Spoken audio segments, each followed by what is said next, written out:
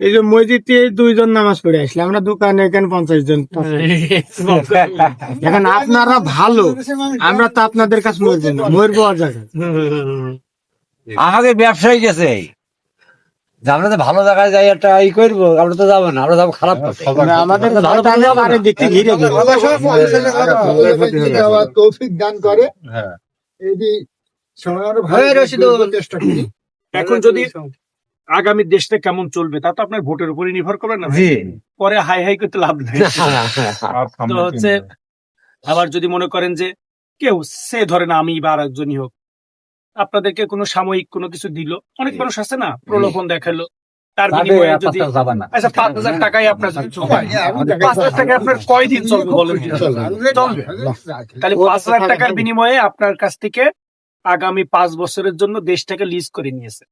পর আপনি কিছু বলতে পারবেন না। না, বলতে পারবেন, আবার তুই তো আমার কাছ থেকে সুবিধা নিয়ে এই করে যে এখন বলার কি তোর অধিকার আছে? দিছি টাকা দিয়েছি, আবার কি ভোট দিয়েছি।